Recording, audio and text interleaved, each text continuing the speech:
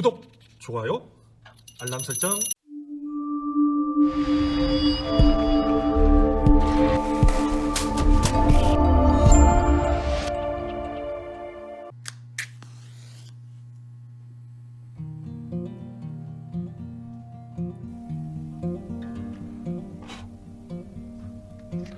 간증사연 세 번째 이야기. 우연하게 가게 된 2단 JMS 탈출기.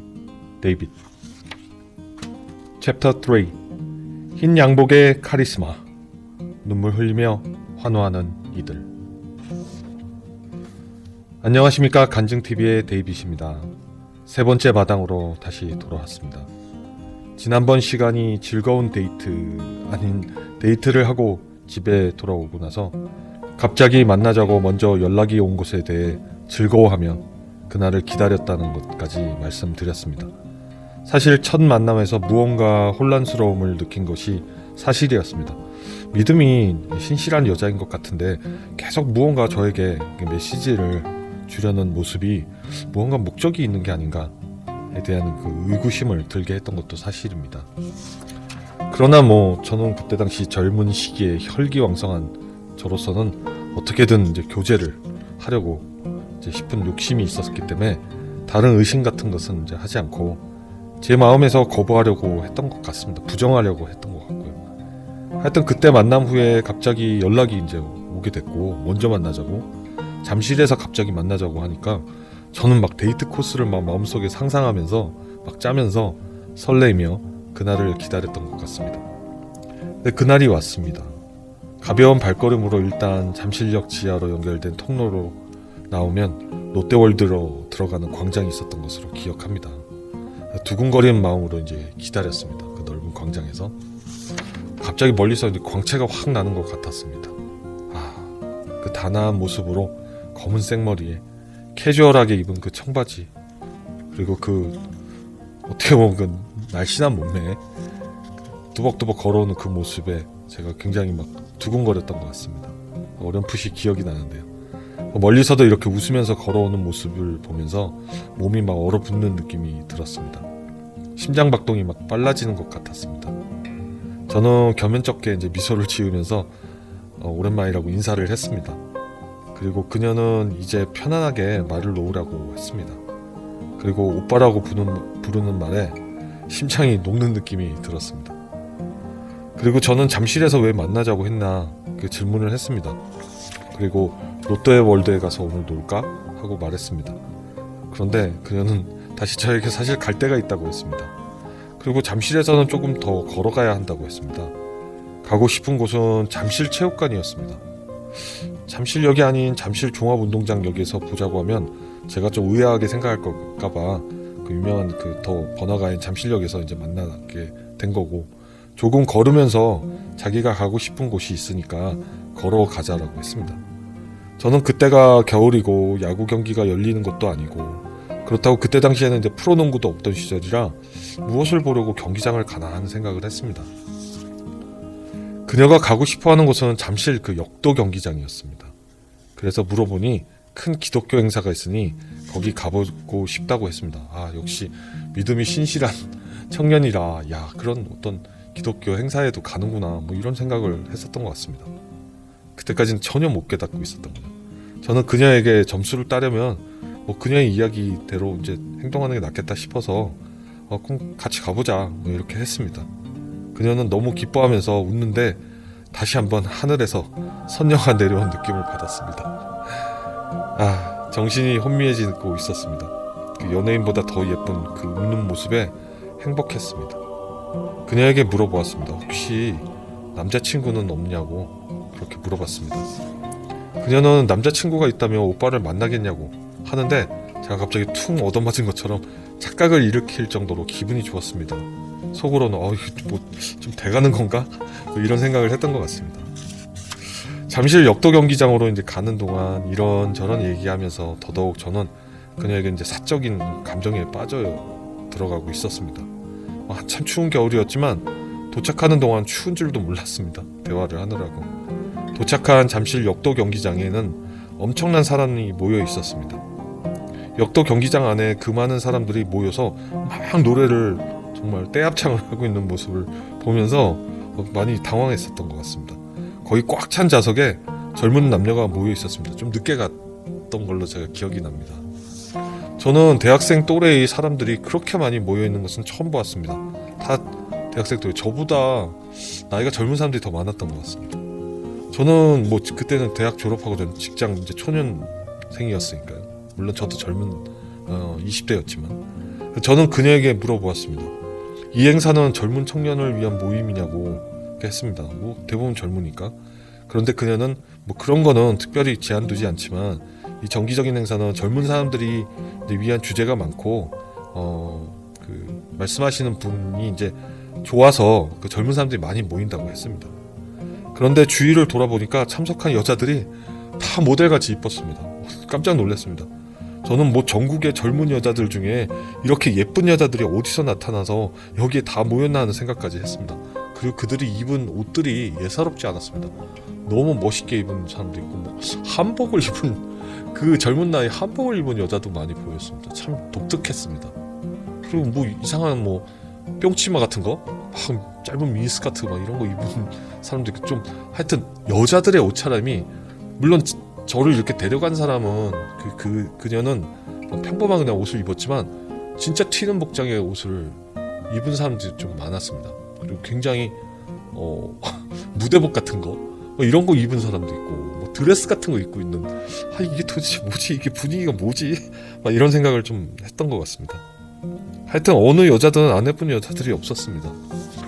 물론 저를 데려갔던 그녀의 미모는 제가 볼 때는 뭐 그때 당시 순간적으로 콩깍지가 씌웠기 때문에 더욱 뛰어났지만 미녀 집합소 같았습니다. 거긴 뭐 남자들은 뭐 아니더라도 여자들은 그랬던 것 같습니다. 모두 다 같이 뭐 성격 좋고 쾌활하고 저랑 인사하는데 막 제 손을 붙잡고 안녕하세요, 어서 오세요. 그때 뭐 소개를 하니까 처음 오신 분이라고 그때 아우 반갑습니다, 예, 잘 오셨어요, 막 이러는데 아니 도대체 이들이 누군데 이렇게 나한테 사교적으로 친절하게 이렇게 대하나, 그것도 예쁜 미녀들이, 이런 생각을 했던 것 같습니다. 정말 그 미소와 감정이 막 충만하게 발산되는 그 젊은 그 감정이 느껴졌습니다. 다들 열정적으로 막 노래를 불렀습니다. 기독교 모임인데 노래를 그런데 이상하게 불렀습니다. 제가 지금 노래라고 하는 건 기독교 모임인데 찬양이나 찬송이 돼야 되는데 노래라고 하는 그 이유가 지금 기억으로는 젊은 그대, 여러분 지금 세대는 모르지만 옛날 세대에는 젊은 그대라는 김수철의 노래 응원가로 제일 많이 쓰고 야구장에서도 아직도 쓰일 겁니다. 뭐 젊은 그대 잠 깨어보라 뭐 그거 있지 않습니까, 그 노래? 그 노래를 부르는데 그 김수철이 불렀던 그 젊은 그대의 가사를 바꿔서 부르고 있었습니다. 그 가사가 그러니까 예수님이나 하나님에 관련된 가사로 이렇게 개사를 해서 전부 기억도 나지 않는데 그 앞에 무대에는 그 노래를 부를 때 막 응원단 같은 사람들이 막 힘차게 막 뭐 응원 춤 같은 거 이렇게 추면서 막 그 호응을 돋구고 있었습니다. 응원을 유도하고 뭐 젊은 파워가 이제 막 느껴지는 상황이었죠. 근데 그 노래 가사가 너무 저한테는 막 혐오감이 들 정도로 이상하게 정말 아니었습니다. 어쨌든 저는 도무지 따라 부를 수가 없었습니다. 예, 어떻게 가요인 젊은 그대 기독교적인 개사를 하고 부를 수 있는가 하는 생각을 했습니다. 그때는 저는 교회를 나와서 다니지 않았고 보수적인 장로교에서 처음 신앙생활을 시작하면서 물론 끼가 다분히 넘쳐서 저도 열심히 뭐 기타 치고 노래 부르고 했지만 그래도 이 가요에다가 기독교적인 가사를 만들어 붙이는 건 이건 아니라는 생각을 했습니다. 좀 웃겼습니다. 어떤 면에서는 너무 불편했고요. 이 입에서 그 가사가 나오질 않았습니다. 이게 어떻게 은혜가 되나. 별로 부르고 싶지 않은 노래였습니다. 뭐 가요라면 부를 수도 있지만 제 형이 그때 많이 아파움을 좀 느꼈던 것 같습니다. 이건 분명히 찬송이나 찬양이 아님을 여러분들한테 밝힙니다. 만약에 지금도 JMS가 그런 행위를 하고 있다면 정말 그거는 말도 안 되는 일들을 하고 있는 거죠. 은혜가 전혀 되지 않습니다. 흥이 어려워져 갈 때쯤에 연예인하고 막 국회의원들 그리고 유명 대학 교수 이름이 알려진 교수들이 나와서 인사를 하고 있었습니다. 그걸 보니까 이제 믿을 수밖에 없었습니다. 이런 공인들이 나와서 인사하고 축사하듯이 분위기를 더 돋구고 있으니까요. 어떤 연예인인지 또 교수인지 국회의원인지 지금 여기서 제가 말하면 그들에게 명예훼손이 될 것 같아서 이야기는 할 수 없습니다. 여러분 너무 잘 아시는 연예인들이 있어요. 그 당시에는 정말 그리고 더 유명했던 잘 나가는 그런 연예인, 뭐 교수, 국회의원들 그런 사람들이었으니까요. 그리고 갑자기 멋있는 BGM이 쫙 깔립니다. 뭐 조명이 막 정신없이 막 되고 갑자기 하얀 양복을 입은 남자 한 사람이 무대를 이렇게 쫙 걸어 나오고 있었습니다. 그런데 갑자기 모든 청중이 딱 일어나면서 막 기립박수를 치고 환호를 하는, 어떤 이는 막 발을 동동 굴리고 깡충깡충 뛰고 막 우는 사람까지 보였습니다. 이거 흡사 김정은이 나오고 김정일이 나오고 뭐 김일성 시대 때 막 북한 사람들이 막 환호하지 않습니까? 막 이러고 똑같습니다. 똑같아. 예. 저 깜짝 놀랐죠. 저는 저와 같이 온 그녀를 이렇게 문득 돌아보니까 그녀도 눈물을 갑자기 막 흘리고 있었습니다. 와, 이거 정말 한마디 요새 말로 깬다. 이거 뭐지 도대체? 저는 당황해서 이게 뭐지? 저 사람이 뭔데 다들 울고 발을 굴리고 깡총깡총 뛰고 두 팔 벌리고 막 박수를 치고 환호하는지 몰랐습니다. 바로 그 사람, 정명석. 자칭 선생이라고 하는 그 하얀 양복을 입고 나오는 그를 처음 보았습니다. 하얀 양복, 항상 캐릭터 그 하얀 양복. 얼굴은 근데 까무잡잡했습니다. 사실 그를 모르면 그냥 시골 사는 농사 짓는 사람 같은 느낌입니다. 근데 그 사람이 말을 하는데 그 발음이 너무 어눌해서 정확히 의사전달이 안 되었습니다. 뭔 말 하는지 이게 의사전달이 안 됩니다. 그 사람 참 발음 정말 안 좋습니다. 저도 발음 안 좋지만 그 사람은 뭔 얘기하는지 잘 모릅니다. 그런데 갑자기 저는 뒤통수를 얻어맞는 생각을 갑자기 스치듯이 됐습니다. 이거 2단? 사이비? 혹시 저 사람이 교주인가? 모든 실마리가 한순간에 막 풀렸습니다. 이 모임은 보통 기독교 모임이 아닌 저 흰옷을 입은 저 한 사람을 추앙하기 위해 모인 집단이구나 하고 생각을 하게 됐습니다. 야, 이 결론이 나면서 옆에서 이거 울고 있는 그녀의 목적도 이제 깨닫게 되었습니다. 이 만남이 위험한 만남이구나. 그녀가 나에게 이렇게 친절하고 나를 만나려는 목적은 결국은 이 이단 집단으로 전도함이었고 그녀의 웃음과 행동은 다 가식인가 하는 혼란에 빠졌습니다. 그러면 그렇지. 내가 무슨 좋다 말았네. 순간적으로 그런 생각을 했습니다. 정말 이런 미녀가 뭐 내가 좋다고 나한테 그러나 이런 생각을 했던 것 같습니다.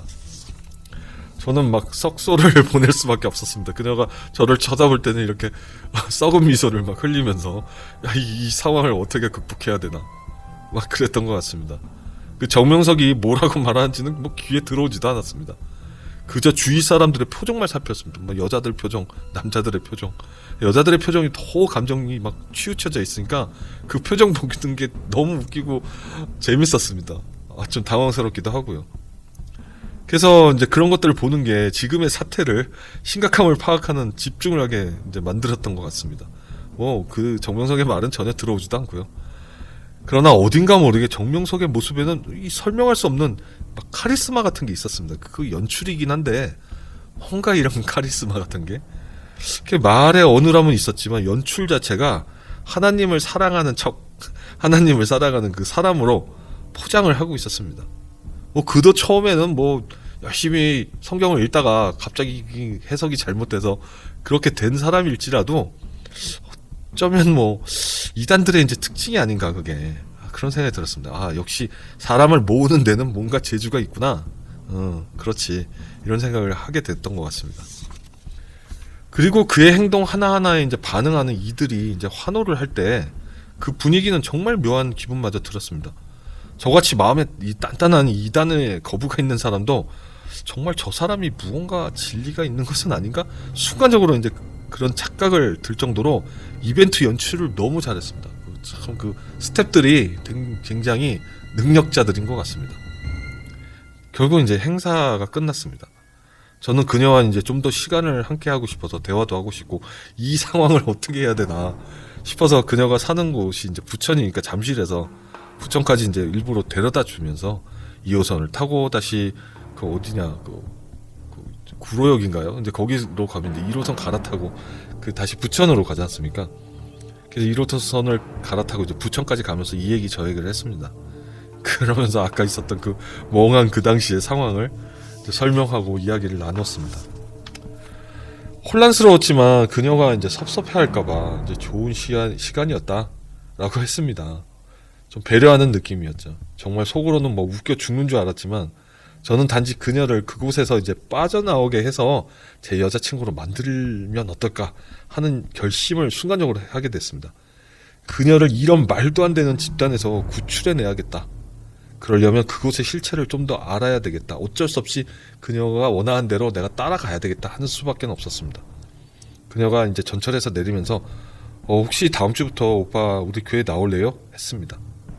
저는 뭐 흔쾌히 승낙을 하고 부천에 있는 그녀가 다닌다는 그 교회로 이제 가봐야 되겠다 이제 생각을 했습니다. 오직 그녀를 그곳으로부터 이제 구출해야 되겠다. 그리고 그녀를 내 여자친구로 이제 만들어야 되겠다라는 엉뚱한 생각, 그 계획을 하게 된 것입니다. 제가 2단 JMS를 탈출하는 게 아니라 그녀를 JMS로부터 구원 탈출이 되어야 하는 것이었던 것입니다. 그 다음 주부터 저는 그 교회를 이제 나가게 됩니다. 그리고 거기서 이제 많은 사람들을 만나게 되죠. 또 좀 더 정명석을 앞에서 보게 되고 그와 악수도 할 수 있고 뭐 그의 옷자락을 만져보라고 막 사람들이 막 부축해서 만진 아주 이상한 행동까지도 해봤습니다. 그들이 말하는 또 30개론, 지금 좀 많이 수정이 됐다고 하는데 그 30개론의 성경 공부가 저에게도 이제 시작이 됩니다. 정말 웃을 수밖에 없는 그 말도 안 되는 거짓 복음을 이제 공부하게 됩니다. 그 다음 시간부터 그 내용을 이제 공개합니다. 그리고 정명석이 태어난 그 성막리가 있습니다. 충청도에.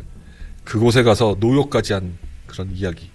그리고 그곳에서 영혼이 팔려서 고생했던 많은 청년들, 그 합숙하면서 그렇게 고생하는 현장을 체험하면서 어처구니 없는 그 한 사람인 정명석, 이 인간을 위해 많은 이들이 희생시키는 그 방황하는 불쌍한 영혼들을 오직 자기의 유익을 위해서 미혹하는 그 작태를 하나하나 지금부터 말씀드릴 겁니다.